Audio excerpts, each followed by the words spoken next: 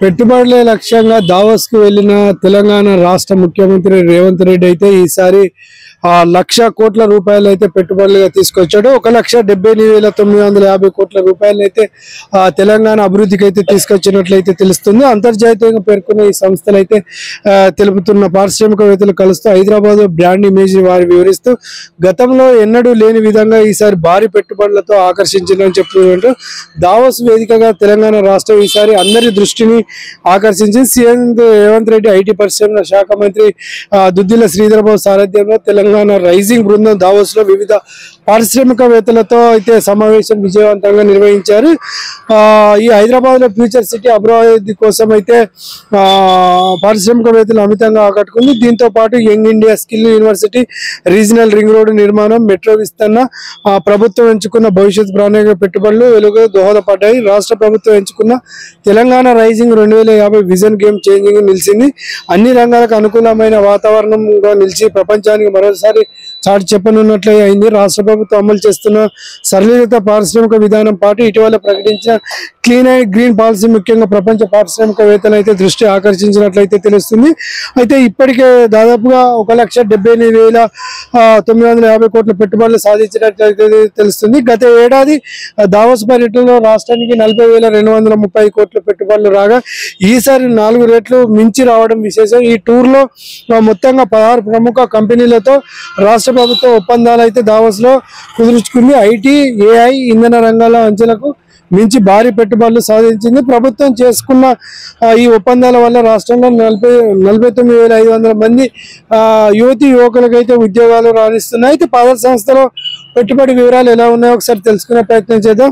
ముందుగా sun petro chemicals ఈ సంస్థ భారీ పంపు స్టోరేజ్లు, విద్యుత్, సోలార్, జల విద్యుత్ ప్రాజెక్టు ఏర్పాటు చేయనుంది. నాగర్ కర్నూలు, మంచిర్యాల, ములుగు జిల్లా ప్లాట్లలో 3,400 మెగావాట్ల పంపు స్టోరేజ్, హైదరాబాద్ 5,440 మెగావాట్ల సోలార్ విద్యుత్ ప్లాంట్ ఏర్పాటు చేయనుంది.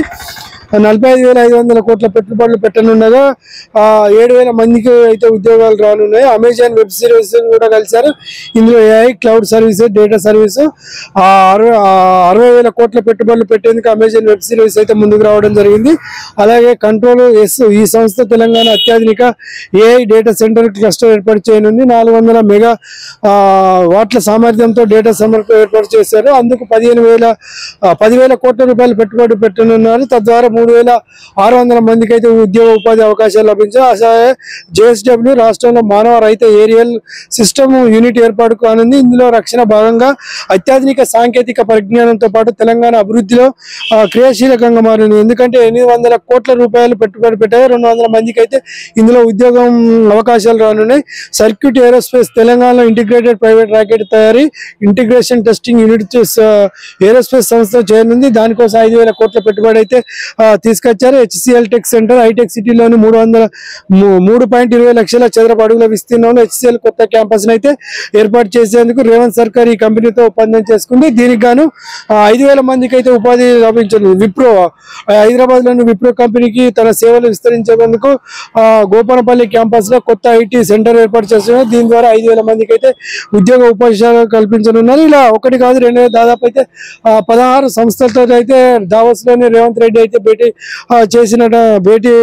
చేసినట్లయితే తెలుస్తుంది. ఈ సందర్భంగా 1,78,950 కోట్ల రూపాయలు అయితే తెలంగాణలో పెట్టుబడులు పెట్టేసేందుకు వివిధ కంపెనీలు ముందుకు వచ్చినట్లయితే తెలుస్తుంది. దీనివల్ల రానున్న రోజుల్లో దాదాపు కొన్ని లక్షల మందికి అయితే ఉద్యోగ ఉపాధి అవకాశాలు రానున్నాయి.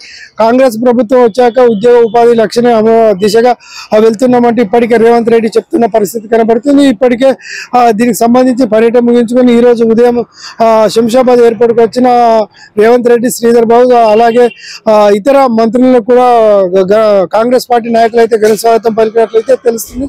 ఏది ఏమైనప్పటికైతే తెలంగాణ రాష్ట్ర వ్యాప్తంగా గతంలో జరిగిన అభివృద్ధికి ఈసారి జరుగుతుందని తెలంగాణ సీఎం రేవంత్ రెడ్డి అయితే హామీ ఇస్తున్న పరిస్థితి కనబడుతుంది. ఈ నేపథ్యంలో దావోస్ కు వెళ్లిన పర్యటనలో దాదాపుగా ఇప్పటికే కొన్ని వేల ప్రాజెక్టులు అయితే తీసుకొచ్చేందుకైతే ముందుకు వస్తున్నట్లు, అలాగే కొన్ని లక్షల మందికి ఉద్యోగ ఉపాధి అవకాశాలు కల్పించేందుకు తను ముందుకు వస్తున్నారని చెప్తున్న పరిస్థితి కనుక చూడాలి. ఎన్ని లక్షల కోట్ల పెట్టుబడులు తెలంగాణ వ్యాప్తంగా విస్తరించున్నాయో మరికొద్ది రోజులు మనం వేచి చూడాల్సింది.